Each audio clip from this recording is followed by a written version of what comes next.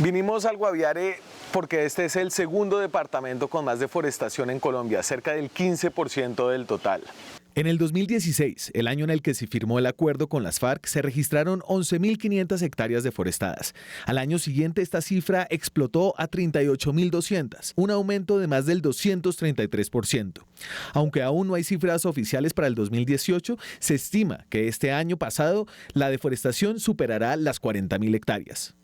Vinimos al Guaviare porque la deforestación está disparada en una de las selvas más ricas en vida y en historia antropológica y arqueológica de Colombia. En este departamento está el pedazo más amenazado del corredor que conecta a la cordillera de los Andes, a través del páramo de Sumapaz, con la serranía de la Macarena en el Meta y el Parque Chiribiquete en la Amazonía. Es un punto único en el mundo de confluencia entre los Andes, la Amazonía y la Orinoquía. Vinimos al Guaviare porque después de haber hecho el especial sobre deforestación en Caquetá, empezamos a recibir denuncias de vínculos entre la gobernación y terratenientes que están acaparando tierras. ¿Y quién le está quitando la finca? El gobernador y don Saúl. Es testaferro el gobernador. Tenemos pastos aproximadamente para 1 millón de cabezas de ganado. El departamento del Guaviare tiene todas las maravillas y todos los males de Colombia. Desafía todas las preconcepciones. Por ejemplo, en este departamento, aunque disminuyó la cantidad de coca que hay, se triplicó la deforestación. Entre el 2016 y el 2017, mientras la deforestación estaba disparada, el área de cultivos de coca bajó 28%. De hecho, en el 2017 la ONU contó un poco menos de 5.000 hectáreas de coca en todo el Guaviare, mientras ese mismo año fueron deforestadas casi 40.000. Estas cifras se estrellan con la narrativa sobre la deforestación que impulsa el gobierno nacional. La deforestación que ocurre en Colombia la están originando los cultivos ilícitos. Una narrativa que oculta el presunto acaparamiento de tierras impulsado por los poderes políticos locales y los terratenientes del departamento. Y aunque las FARC ya no están, ahora este territorio se lo disputan las disidencias, el gobierno departamental aparentemente aliado con terratenientes y el Estado Nacional que apenas llega.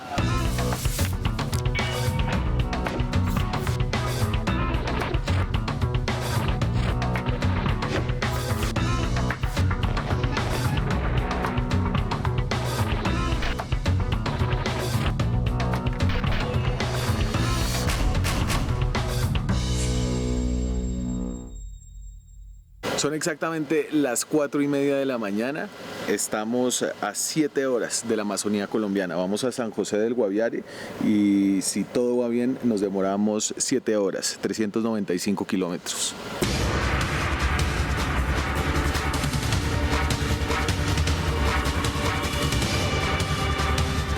Aquí quedaba el puente Chirajara, el puente que se derrumbó. Cuando esté otra vez construido, él ya no va a estar a más o menos 2 horas de Bogotá.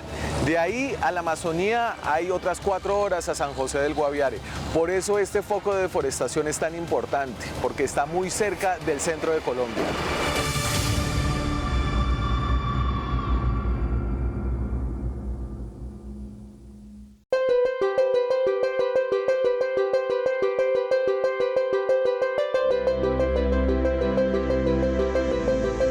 Estamos a más o menos 3 horas de San José del Guaviare. Ahora nos metemos llano adentro, después de haber bordeado la cordillera oriental por el piedemonte llanero. La tierra que vamos a ver es la despensa de Colombia, la tierra que decidimos desarrollar para alimentarnos, para producir. Después del río Guaviare, en San José, debería empezar lo que es la Amazonía, la tierra de conservación.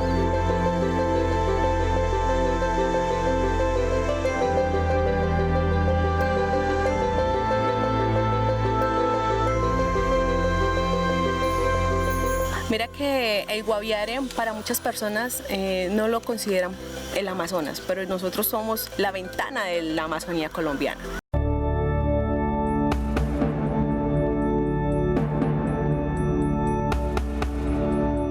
Estamos en el puente que cruza el río Guaviare. De este lado está el departamento del Meta. El Meta es desarrollo, aprovechamiento, agroindustria. De este lado el Guaviare, empieza el Amazonas colombiano. Conservación, o eso debería ser en teoría.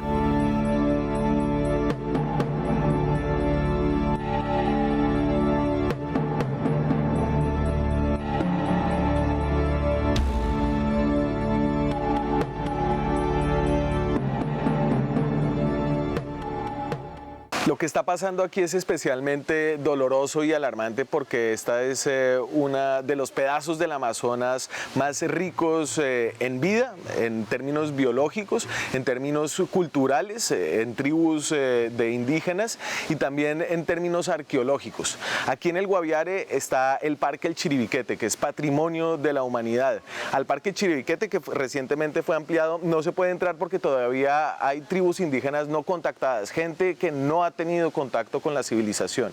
Pero apenas una hora de San José del Guaviare, de la capital del Guaviare, hay una muestra muy similar a lo que se ve en el Chiribiquete, la Serranía de la Lindosa.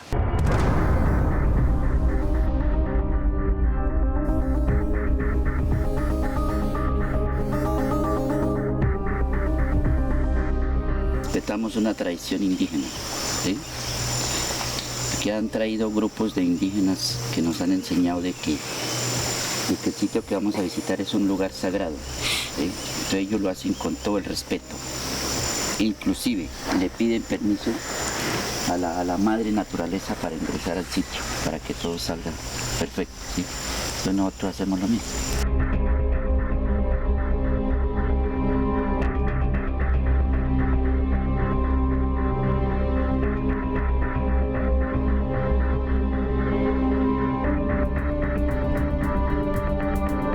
Antes de llegar a este sitio, el señor que me la vendía,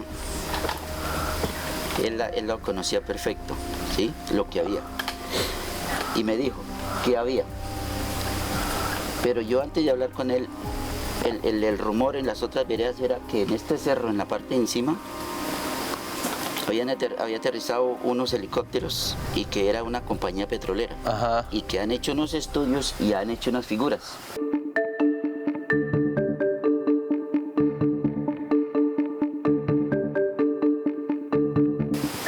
Cuando vi eso dije, no, esto no es de ninguno petrolero, esto es un asentamiento indígena.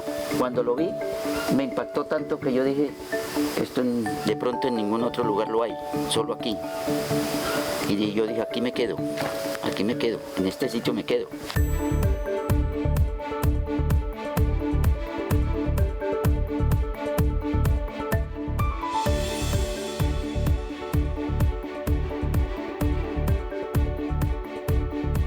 Soy Santiago Vargas, formo parte del grupo de investigación en biología de la Universidad del Bosque. Formo parte de un grupo de biólogos que viene trabajando ya hace más o menos 5 años en lo que es la Serranía de la Lindosa.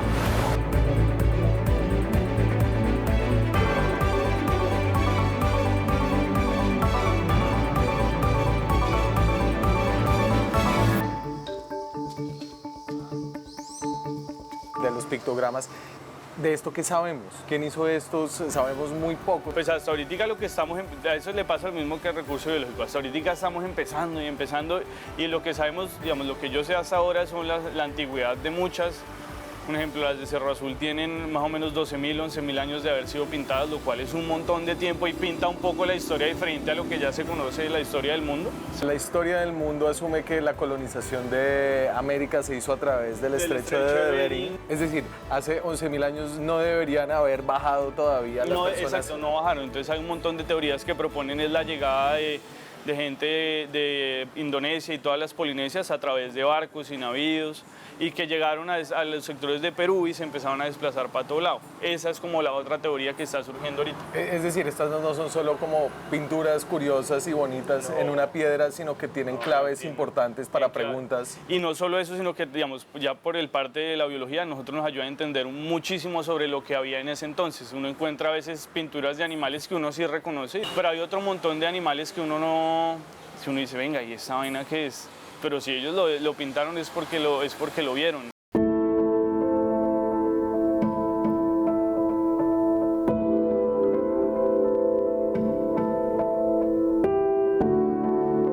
Animales que uno conoce, que los hay aquí, algunos en vía de extinción, por ejemplo las garzas, el venado, el chigüiro, la que llamamos la lapa, el cachicamo, pero hay unos que no los conozco. Vea, inclusive esos animales que se ven como murciélagos, grandes como cuadrados. Sí. Y otro animalito que es cuadradito y tiene manitos y pies. Sí. Aquí un cacique indígena nos dijo que esos animales aquí los hubieran, pero ya no, ya desapareció. La gente ve selva y le parece que la selva es todo igual, es verde, es grande, es linda si se ve desde arriba, pero la selva no toda es igual y esta es una selva especial. No, esta es bastante especial precisamente porque hace parte de lo que fue el escudo guyanés, que fue una formación rocosa que ahorita, o sea, que se fue desgastando con el paso del tiempo y ahorita lo único que queda es lo que es el Chiribiquete, la Macarena y la Serranía de la Lindosa.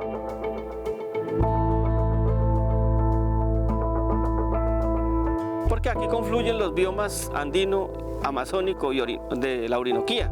Entonces se juntan tres biomas totalmente diferentes y es el tránsito de muchas especies. Eso hacía parte de un solo macizo, ¿sí? Imagínense otra cordillera más que salía por este lado de acá, pero por las características de la roca de acá, el agua la fue desgastando y con el tiempo se fue desgastando. Aquí hay piedras que datan del Cámbrico, ¿sí? Esto se puye, eso hace millones y millones, antes de los dinosaurios, con eso le digo todo eso, por esa época. Entonces, ¿qué sucede? Eso hizo que el bosque que se generó acá en lo que es la serranía es bastante diferente al de lo que es el resto del Amazonas. Tiene cascadas, tiene muchos caños de aguas cristalinas, tiene afloramientos rocosos, tiene paisajes, tiene avistamiento de aves, primates, o sea, hay un resto de cosas que la serranía Lindosa es un potencial muy grande para el turismo. Sí. En el Chiribiquete se descubrió una especie de colibrí que solo es del Chiribiquete, ¿sí? Y es la única especie de ave amazónica que es endémica de un sitio, o sea, que quiere decir que es única de solo ese sitio.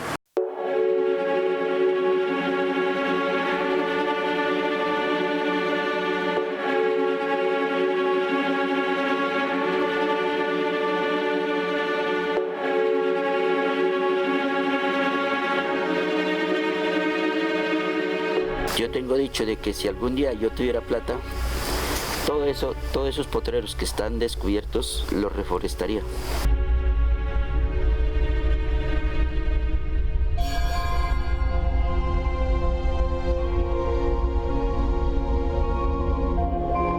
Detrás de la destrucción de este tesoro natural hay una cara de carne y hueso, la de Nevio Echeverry, el gobernador de este departamento y socios suyos contratistas de la gobernación. Esto según múltiples denuncias que recibimos durante este viaje.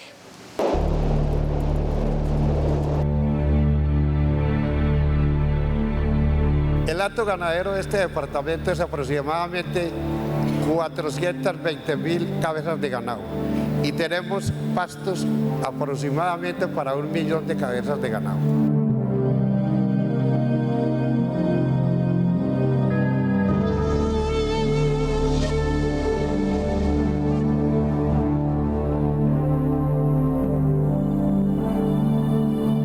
¿Quién es Nevio Echeverry? Nevio Echeverry es un colono que llegó hace cerca de 30 años al departamento del Guaviare, ha sido gobernador 2 veces, es gobernador actualmente. Estuvo en la lista Clinton, la lista de Estados Unidos para las personas vinculadas al narcotráfico, a las que les congelan sus bienes, entre el 2010 y el 2015. Nevio Echeverry es primo y socio político de un ex representante a la Cámara del Guaviare que está condenado por parapolítica. Nosotros empezamos a recibir denuncias que se presentaron a entidades en Bogotá. Estas son esas denuncias las que en principio nos trajeron hasta acá.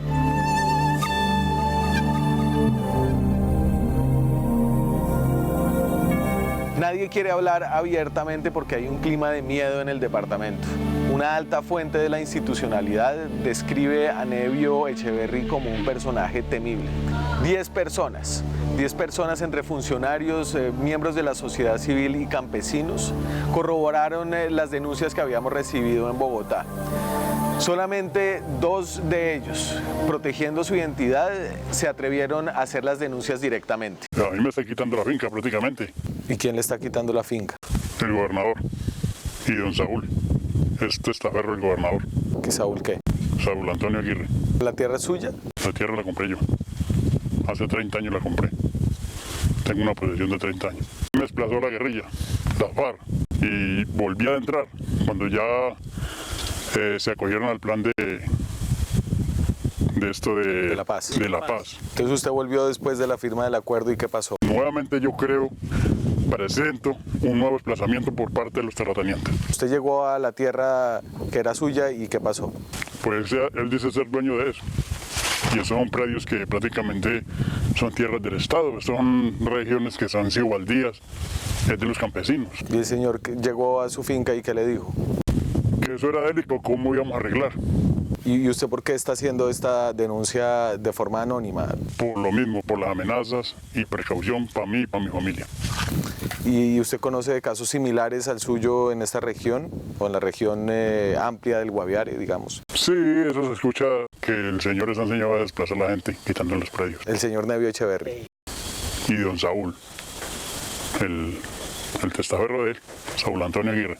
Saúl Aguirre fue, con el gobernador Echeverry, uno de los pioneros de la colonización del Guaviare. Los dos son amigos cercanos. Cercanía que se refleja con contratos para su hijo, Saúl Aguirre Jr., y conocido como Chiqui. Él fue conductor del despacho del gobernador Echeverry entre el 2016 y el 2017, según constan 6 contratos con la gobernación que suman más de 48 millones de pesos. El nombre de Aguirre padre también aparece en uno de los documentos de denuncia a los que tuvo acceso Zona Franca y ratificaría su papel en el supuesto acaparamiento y despojo de tierras que genera deforestación en el Guaviare.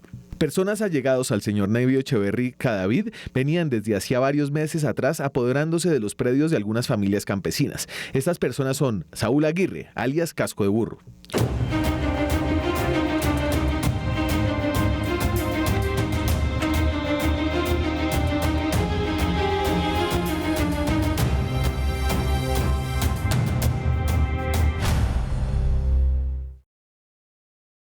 Omitimos el nombre de la vereda donde esto sucede para proteger a las fuentes, pero según datos del IDEAM es uno de los puntos calientes de deforestación en el departamento. Sobre esta denuncia, así respondió el gobernador Echeverry. Que yo tenga tierras en socia con el Saúl Aguirre, y eso no es cierto, porque yo de ninguna manera, yo me alejé del departamento de lo que yo haya despojado gente. Esos son anónimos y yo creo que eso es muy falso y eso se puede investigar y se puede hacer las respectivas investigaciones que sean. Lo que me dicen a mí es que Saúl Aguirre funciona como un testaferro suyo. No, de ninguna manera, y él está vivo, gracias a Dios, ahí lo pueden llamar y lo pueden hablar con él, ¿no? ¿Y usted cuánta tierra tiene en el departamento? No, señor, yo tierra prácticamente aquí no tengo tierra. Yo tengo unas tierras en Arauca y en Paratebueno, Cundinamarca. Es el cuento de la gente, el cuento que me quiere, la envidia porque soy una persona exitosa. Saúl Aguirre no respondió a mensajes y llamadas pidiendo su versión. La segunda persona que hizo una denuncia en cámara nos pidió que no la publicáramos mientras editábamos este especial. A pesar de ocultar su identidad, temía aún por su seguridad. Pero en lo que dijo y que no publicamos, también corrobora datos de los documentos de denuncia que llegaron a Bogotá sobre la destrucción de miles de hectáreas de las sabanas de la Fuga, un ecosistema delicado y especial del Guaviare, para sembrar ilegalmente pálma de aceite y abrir fincas de ganadería extensiva. Todo esto en tierras baldías, tierras del Estado. Según lo expresado por los pobladores, estas hectáreas de palma son propiedad de alias Coco, socio del gobernador Nevio Echeverry Cadavid. Alias Coco se presenta ante las comunidades como el próximo gobernador y se habla abiertamente que es el candidato del gobernador. Alias Coco es Jorge Gaitán. Gaitán aparece en varias fotos de actos oficiales de la gobernación con el gobernador Echeverry. En el 2017, un medio local del Guaviare presentó así su promisorio futuro político. Un grandioso trabajador, con armas tomar y con gran corazón, al que apodan Coco los guaviabarenses, lo aclaman para que sea su próximo gobernador. Gaitán es un empresario del Meta que habla así de su vínculo con la palma africana. Nos enamoramos de la palma, que hoy es nuestro sustento diario, pues tenemos más de 300 hectáreas y creemos que el futuro de mi Guaviare y de mi llano será esta belleza verde que hoy no solo lo ampliaremos, sino lo daremos todo para que Guaviare sea las primeras regiones en esta producción, obviamente sin olvidarnos de la ganadería. Y sobre sus aspiraciones políticas para llegar a la gobernación del Guaviare, dice Gaitán: si la gente me lo pide y me apoya, no lo dudaré de verdad. Y ahí estaré. Claro, dispuesto, con mi esposa y mi hija lanzándome al charco, buscaré de apoyar a Guaviare y seguir esta gestión de apoyo que dejaría un gobernante al que estimo y aprecio mucho, y que le dicen casi todos en mi Guaviare, papá. Le hablo, señor periodista, de Nevio Echeverry Cadavid. Sobre los cultivos de palma hoy en el Guaviare, que según las denuncias son de Gaitán, esto responde el gobernador Nevio Echeverri. La otra denuncia que recibimos es que un socio político suyo que se llama Jorge Gaitán, es del Meta, a través de las relaciones que tiene con usted ha conseguido sembrar varias hectáreas de palma de manera ilegal en zona de reserva forestal de la zona de Charras. Pero eso nunca se deforestó, ni se hizo desalojo ni despojo de tierras a nadie, creo yo. Yo conozco los sembríos, que son unas 50, 60 hectáreas, tampoco es mucho, y ahí no hay nada que haya sido deforestación. Eso se puede analizar y mirar que no se ha deforestado un solo palo para sembrar las matas de palma. Jorge Gaitán no respondió a mensajes y llamadas pidiendo su versión sobre estos hechos. El palmero Gaitán no es el único precandidato involucrado en presuntos líos que generan deforestación en el Guaviare. Ramón Rojas, conocido en el Guaviare como Carechimba, es un megacontratista de la gobernación y la alcaldía de San José del Guaviare. Rojas es el representante legal de una de las compañías de construcción de vías más grandes del departamento. Con la gobernación de Echeverri ha ganado licitaciones por cerca de 50.000 millones de pesos. Precisamente, según otra de las denuncias que está en Bogotá, uno de los motores de la deforestación es la apertura de vías ilegales. Dichas vías son realizadas por maquinarias amarillas de la gobernación y de privados que para el caso también son amigos de Nevio Echeverri Cadavid. Ramón Rojas, representante de la Unión Temporal Kilómetro 15. Respóndame así concretamente, ¿usted tiene algún vínculo y la empresa contratista suya tiene algún vínculo con la apertura de vías ilegales? Ninguna, no podría tener ninguna porque uno, no tengo bulldozers con los que se hace vías. Y no podría hacer vías ilegales porque no se pueden invertir recursos de la nación en una vía donde no esté con todos los permisos ambientales. La construcción de vías es otro de los grandes motores de la deforestación en el Guaviare. Además de abrir trochas de deforestación, genera valorización de terrenos y especulación de tierras. Aquí para la gente de Miraflores les mandamos esta pequeña prueba de cómo estamos trabajando. Esto estaría propiciado por la gobernación de Echeverri con su trabajo de mejoramiento de la trocha ilegal que va de Calamar a Miraflores Guaviare, por la que está investigado disciplinariamente por la Procuraduría. Con el alcalde, el gobernador y su amigo Pablo Tobón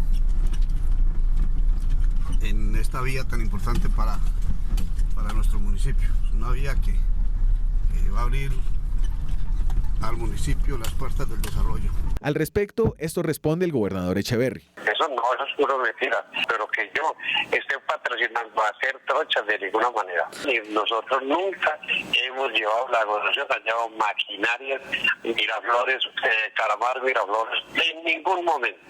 Y esa es una trocha que hace 40, 50 años la hizo los grupos al margen de la ley. Ramón Rojas, además de su presunto papel en esta apertura de vías ilegales, también aparece mencionado como presunto acaparador de tierras. Según denuncias, ha acumulado casi una vereda entera, donde hoy hay un frente de deforestación dentro del resguardo indígena Nucacmacú. Estas denuncias fueron corroboradas con otras fuentes del departamento. Para el mes de agosto del año 2016, en la vereda Puerto Mentiras del municipio de San José del Guaviare, un personaje llegó hasta esta vereda y compró la mayoría de los predios o fincas establecidas, quedando ahí en la zona solo 5 pequeños finqueros que no quisieron acceder a la venta de sus predios. De acuerdo a lo mencionado por el campesino habitante de la vereda de Puerto Mentiras, sería Ramón Rojas. Sobre la versión de que usted está comprando vía testaferros tierra en la vereda de Puerto Mentiras, acumulando casi toda la vereda, ¿usted qué responde? Yo respondo que están equivocados de persona o de personaje. O el personaje que está comprando las cosas está actuando en nombre de gente buena, como mi persona, y que creo que la Fiscalía debería averiguar bien a ver quiénes son. No me gustan las tierras, no me gusta comprar fincas, no me gusta eso. La única finca que tengo está a 2 kilómetros de San José, no conozco Puerto Mentiras. Es decir, lo que pasa en el Guaviare no solo sucede por la ausencia del Estado, que es la explicación recurrente, sino por la acción directa de ese Estado.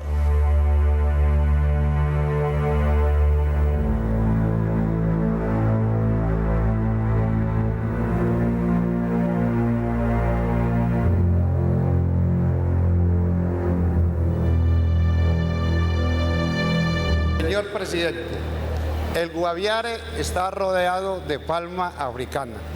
Entonces los campesinos se nos han antojado de la palma. Entonces ayer estoy hablando con unos y nos dijeron, breguemos, hagámosle esa propuesta al doctor porque esto es una alternativa muy importante para el departamento. Aquí estamos en medio de las sabanas de la Fuga. Este es un ecosistema único en el departamento del Guaviare, es el único pedazo que tiene sabanas. Sin embargo, aquí ya hay grandes extensiones de palma en una zona que además es de reserva forestal. Esta es tierra de la nación.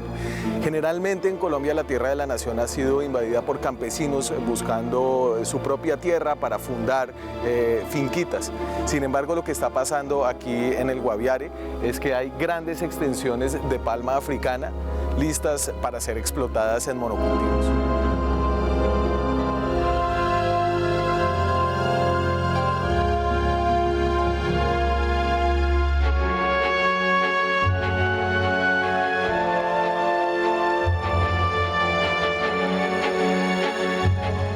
Y todo esto está pasando sin que nadie denuncie abiertamente, sin que las denuncias anónimas tengan ningún efecto en la fiscalía, en las instituciones que deben investigar.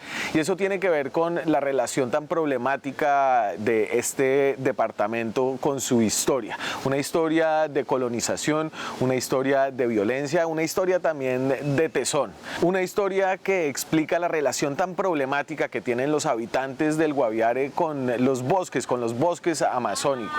Una historia que está pasando por la coyuntura de transición después de haber sido un departamento prácticamente controlado por las FARC.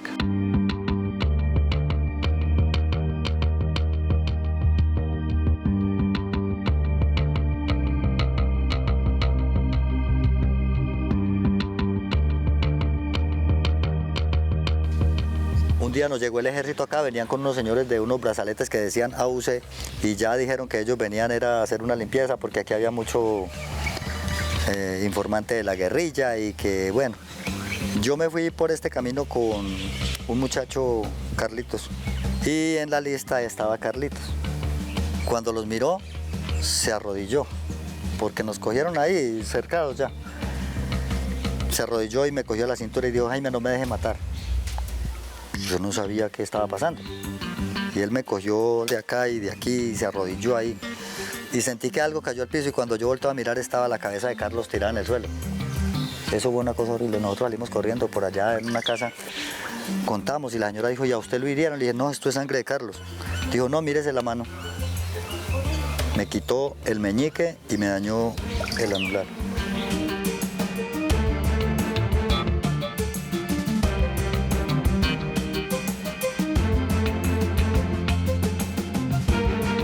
¿De dónde viene ese problema de no la denuncia?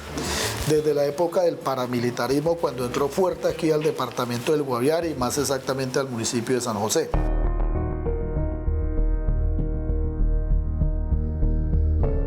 Asesinaban a una persona que llegara a hacer una denuncia.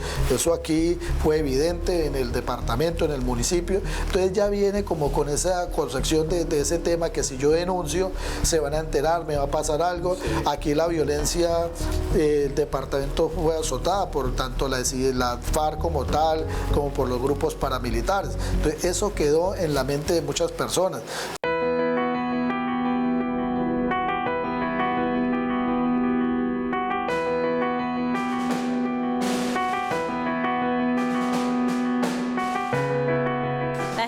Guaviare es gente que llegó huyendo a algo. Desde los años 60 y aún su misma génesis como territorio refleja una construcción de que se prestó para ser el hogar de los que lo perdían en alguna parte, por violencia, por pobreza.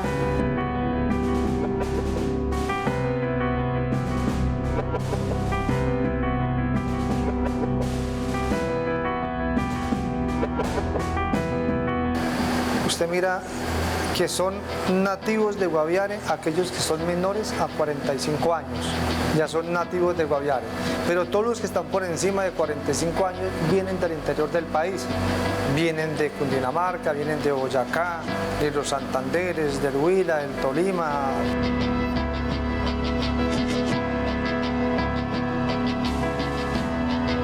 aquí se habló de una bonanza en el Guaviare y así fue como trajeron a muchos, o nos trajeron a muchos de nosotros, con una ilusión de venir, fúndesen, trabajen y produzcan en esta región. La colonización fue propiciada por el mismo Estado. Cuando el gobierno nacional mandaba personas acá, vayan a colonizar. Los primeros colonos que llegaron se dedicaron a una actividad como es la cauchería, la tigrería que llamaban, por las pieles, pero ya cuando miraron el auge de la marihuana llegó mucha gente y por eso este departamento creció, se crearon muchos municipios, muchos caseríos, que de ahí comenzó la deforestación del departamento. Ellos empiezan a ver el bosque como un obstáculo. No lo ven como un elemento que ellos pudieran explotar, que ellos pudieran racionalizar la extracción de recursos de él, sino que simplemente lo van tumbando.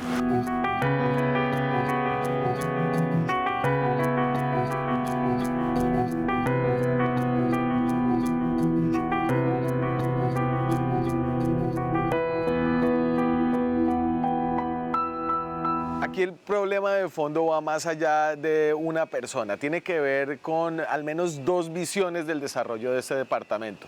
Una visión del latifundio, de la ganadería extensiva y otra del desarrollo sostenible de las reservas campesinas y los pequeños productores. Pero para entender esta contraposición de formas de ver la manera de desarrollar el Amazonas colombiano, donde estamos en el departamento del Guaviare, este río que tengo atrás, hay que entender un poquito de cómo se ha planeado la organización territorial del departamento.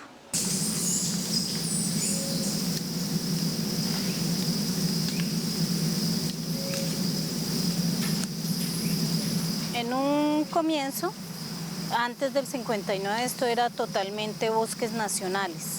Con la ley segunda del 59 se convierte en reserva forestal de ley segunda de la Amazonía, o la economía forestal o la protección de los recursos naturales era para lo único que estaba destinado este territorio. Se empiezan a hacer una serie de cambios de ordenamiento y se generan una serie de áreas protegidas, por ejemplo, donde el Guaviare tiene a Chiribiquete y a la Reserva Natural Nucac, y a unas reservas forestales protectoras, justamente una en la que nos encontramos, la Serranía de la Lindosa. Hay otro tipo de figuras que son los resguardos indígenas, y los resguardos indígenas constituyen casi la mitad del territorio del Guaviare. Y hay otra figura que es la que se sustrajo para consolidar una economía campesina aquí en el territorio, pero con unas condiciones particulares de desarrollo sostenible. ¿Qué es la sustracción? La sustracción es la forma en que la ley segunda determinó para poder hacer titulación a las personas que habitaban esas zonas. Es decir, a ti se te puede titular, pero tú tienes que generar unas condiciones en tu predio que sea un territorio que mantenga la integralidad que tiene lo amazónico. Y además de eso es declarado una zona de reserva campesina y eso tiene unas implicaciones. Es una figura de ordenamiento social y eso determina sobre la tenencia que tú no puedes tener más de 3 unidades, serían 210 hectáreas. ¿Por qué las autoridades judiciales han sido incapaces de mostrar ni un resultado contra la acumulación de tierras o la deforestación de terratenientes? Esa sí es una pregunta difícil. Unos dirán voluntad, otros dirán coordinación, otros dirán corrupción. Yo creo que las tres. Cuando la tierra se concentra en las zonas que ya están colonizadas, los campesinos que venden son expulsados a las fronteras, a la frontera agrícola, a la selva, donde comienza un nuevo ciclo de deforestación. Además, abandonan veredas enteras donde ya había servicios del Estado y se ponen en las márgenes, donde funcionan los grupos ilegales, donde el Estado tiene que volver a llegar a proveer nuevos servicios en un círculo vicioso que genera deforestación y en el que no participan, al menos en este departamento, más de 10.000 familias.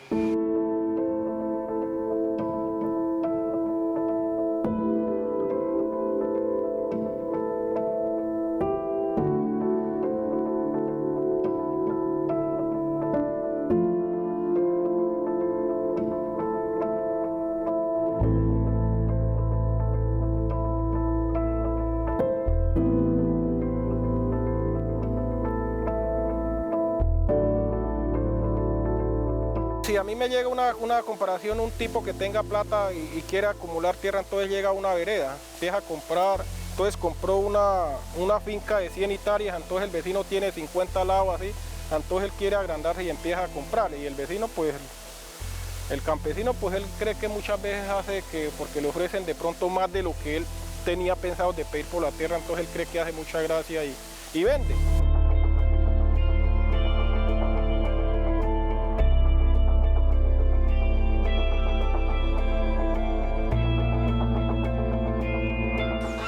La venden a personas que con recursos relativamente regulares, legales, van jalonando recursos y conformando enormes fincas. La otra modalidad es que recursos del narcotráfico se consolidan en la compra de tierras para ir generando lavado de recursos y consolidar áreas ya bajo otras condiciones. Con esa plata que vende se va a meter más arriba a seguir deforestando. Y también han llegado gente de muchas partes, gente nueva ahorita con ese proceso de paz. Mire que antes del proceso pues se miraba como más controlado. Aquí eso es el tema más crítico en ordenamiento territorial, porque al haber unas enormes cantidades de latifundio, hay una expulsión de los campesinos que se van a las zonas más remotas a reiniciar la forma de trabajo en zonas donde van a deforestar de nuevo. Y es que, mire, por decirle, se acaban los caseríos. Yo he ido a caseríos donde ya no vive nadie, de pronto una sola familia, encuentra usted 30, 40 casas, la escuela abandonada, el puesto de salud abandonada. Esas personas se han ido más a la selva, hacen la deforestación, inician sus cultivos ilícitos y exigen que le lleven la escuela y el puesto de salud allá. Entonces, el Estado es permisivo en eso. Que han llegado los que tienen la plata, compran y entonces desplazan al más chico. ¿Y al grande no le pasa nada? Pues no miro, uno no mira que a ellos no le hacen nada. No sé si es que desgraciadamente en este país la plata dice que existen las leyes, pero muchas veces las leyes, y yo lo tengo analizado, no sé para los demás, las leyes aquí para el que no tiene plata. Pues ahí sí el gobierno es el que tiene que mirar a ver qué hace, porque nosotros desde aquí de los líderes muchas veces, usted sabe la situación de este país es tan brava que es mejor uno, ahí sí como dice el dicho, es mejor uno lo que no dice. Actualmente nuestro equipo de planta es muy pequeño, ¿sí? Nosotros contando, incluyéndome, somos 6 personas.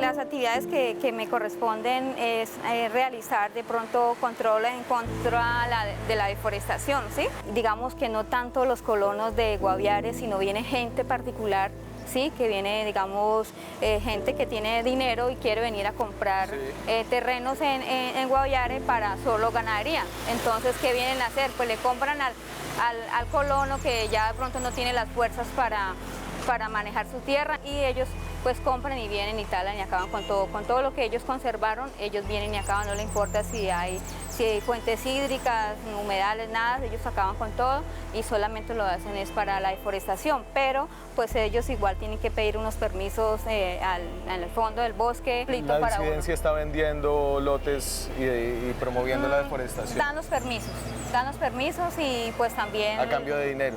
A cambio de dinero, entonces pues ya cuando uno vaya y dice, ustedes no podían hacer esto, no, pero yo pedí permiso a otras personas, no lo pueden hacer, la autoridad ambiental no lo permite, no se ha permitido deforestar, no se ha permitido quemar, entonces pues a ellos ya no les va a gustar que uno vaya a decir, esto no se puede hacer, porque ellos ya dieron el permiso, entonces es como uno estar como en contra en la pared. El profesional de control y seguimiento es el que vendría a un lugar como estos a decir, aquí hay una infracción ambiental. Y solo es uno. Y son 5.500.000 hectáreas aproximadamente del departamento de Guaviare. Y esto es un proceso que lleva sus días y después, digamos... Años. Sí, días hasta años, ¿sí? Porque lo encontramos.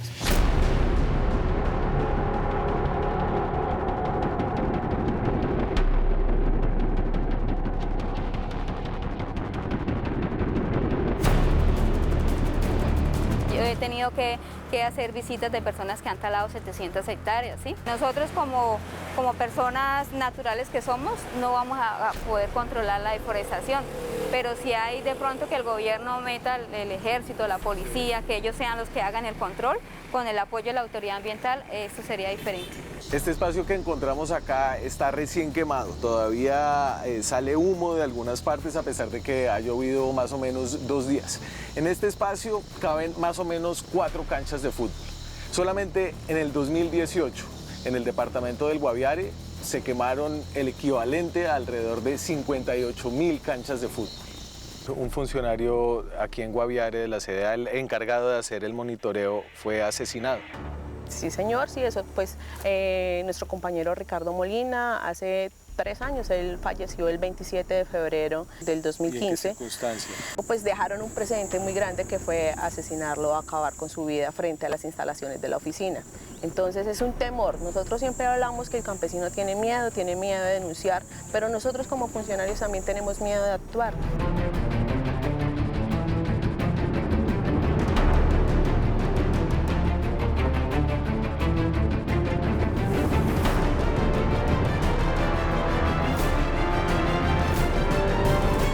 Y entonces, ¿qué se puede hacer? ¿Cuáles son las salidas? Y la verdad, luego de estar aquí una semana, creo que nadie la tiene clara. Pero sí hay una primera visión, una primera aproximación de construir con las comunidades un modelo de desarrollo sostenible que involucra el turismo, que involucra el aprovechamiento del bosque, que involucra reconocerse como población que vive en el Amazonas colombiano. En esa medida hacemos un gran grupo de toda la institucionalidad y decimos, bueno, con esta gente vamos a trabajar para que logren acceder a los servicios. No se trata de construir nueva infraestructura, no se trata de hacer nuevas cosas que fomenten más la entrada, sino al revés, de que ellos puedan llegar aquí a la prestación de servicios de una manera digna. Pero lo que pasa es que nosotros hicimos en estas veredas, hay 7 veredas aquí por la frontera del Parque El Chiriquete, prácticamente en el lindero que llamamos. Sí, un acuerdo de estabilización para decirle a la gente, quedémonos aquí, para poder vivir bien aquí necesitamos esto y esto del gobierno. O sea, cuando venga el político, pues uno decirle, hermano, pero necesitamos para poder vivir ahí, no seguir deforestando, pues necesitamos que nos cumpla con esto. El segundo elemento, que es el económico, es estas poblaciones están en un borde junto a parque o a resguardo o a reserva de ley segunda, y eso implica que el uso allí es estrictamente forestal, ¿cierto? Pero muchos tienen consolidada ganadería. Pasaron de la coca, que era el principal renglón territorial, a la ganadería, que es todavía más deforestadora y que ha generado una enorme cantidad de cambio de uso de suelo. En esa medida, esta gente necesita es que se le apoye para transformar sus procesos a cosas más integrales, más sostenibles y que aprendan a vivir de lo forestal.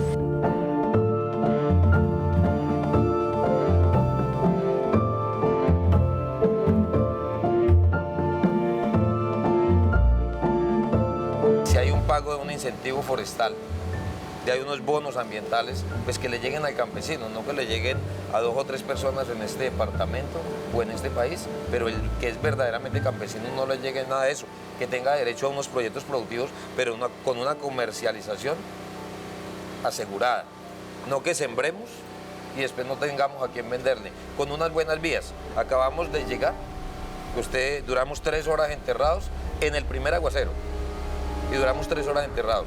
¿Por qué? Porque no tenemos una buena vía para transportar y veníamos 6 personas.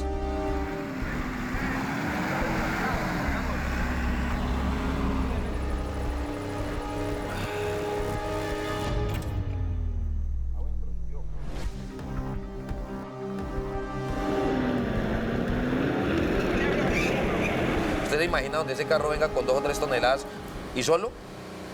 Ahí se le pierde la cosecha. Yo lo digo hoy de mucho corazón, yo no soy ganadero, soy cauchero, donde orgullosamente tengo 8 hectáreas de caucho sembradas, donde reforesté porque compré un lote degradado de pastos que estaban reacabados.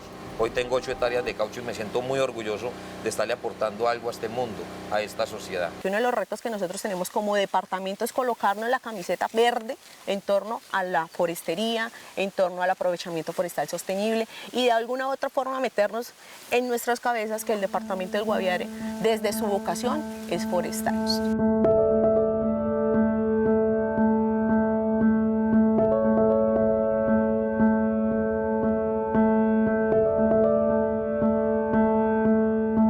Cuando llegamos pues era la típica finca del Guaviare. O sea, ¿qué había acá? Ganadería. O sea, esto era un potrero. Sí. Hace 20 años. Hace 22 años. 22 años. 22 años. Si usted en este momento escarba, usted va a encontrar materia orgánica, va a encontrar microorganismos, va a encontrar lombricitas. Cuando llegamos, usted acá no encontraba una lombriz para pesca ni nada, porque esto era compactado. Entonces, ¿con qué nos pudimos hacer? Viendo que los potreros, pisos, estos suelos no sostenían el ganado. Definitivamente dijimos no más ganado. Se van las vacas de la finca y se salió todo el ganado de acá. Se acabó con el ganado y empezamos todo a convertirlo en enriquecimientos forestales. Hicimos muchos experimentos para sostenerla y realmente los únicos que se nos sostuvieron son los abarcos. Se supone que es una especie que se está usando tanto y que si no se repuebla pues se va a estar extinguiendo. Es muy de la zona del Chocó. Ajá. Llegó a esta zona, pero acá se maneja muy bien. Más o menos a los 22 años ya está aprovechable. O sea, esta ya está, se podría casi que empezar a aprovecharlo. ¿Y un palo de estos cuánto vale? Pues... mínimo $1.000.000 pesos puede costar un árbol de estos, mínimo. ¿Y cuántos árboles, digamos, puede sembrar uno en una hectárea o en un área? Acá estamos sembrando por enriquecimiento forestal, entonces van 250 árboles por hectárea. O sea, ¿usted sembró la universidad de su hija? Sí, la sembré acá. Aquí está. Pero básicamente luego ya de tanto ver el crecimiento de los árboles y ya 21 años después hemos visto que la bondad de esta parte de reforestar no es usted esperar 20 años para que el árbol crezca ahí, al piso. Sí. Y coger 1 millón, 2 millones por el árbol. Las semillas es lo... Esto genera un buen ingreso. Entonces nosotros ya en este retorno como de qué es lo que nos está fortaleciendo ahora, para que sigamos con esta idea, es que ya los árboles empiezan a generar la semilla, se produce el material vegetal para reforestar la misma finca, para vender material forestal, material a la gente que quiere y para reforestar otras fincas. Bueno, además de que da plata, ¿cómo ha cambiado la finca en términos ambientales? Es decir, exacto, cuando esto era potrero, suelos compactados, escasez de agua, mucha escasez de agua, poca fauna y más calor. Ya con todo este proceso que nosotros llevamos hemos visto que los suelos se recuperan, usted encuentra la materia orgánica por donde quiera. Han retornado animales que nunca habíamos visto antes. Entonces han llegado hay un venado, hay unos osos palmeros, osos hormigueros, hay solinos, hay tigrillos que han venido y hablaba con los de la serranía y me dicen que esta zona no es típica de tigrillos y ya han llegado 2. O sea que ya nos convertimos como en un pequeño corredor.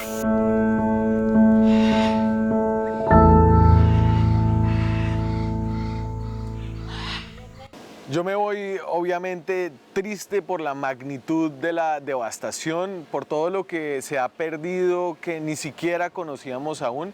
Me voy agobiado por la complejidad de este problema, agobiado porque además de las pérdidas biológicas, en la mitad de esto hay una cantidad de gente. Es gente que tiene vidas muy duras, pero frente a este reto hay que jugársela ya porque hay una ventana de oportunidad después de la firma del acuerdo, antes de que los grupos de presión logren imponer su visión de lo que es el desarrollo de este Amazonas.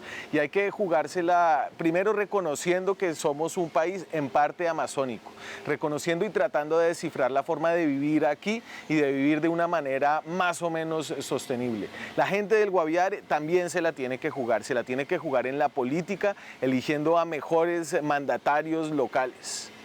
Porque si no desciframos cómo hacer la cosa aquí en el Amazonas del Guaviare, después de eso se nos va a ir el Guainía, el Baupés y el Amazonas.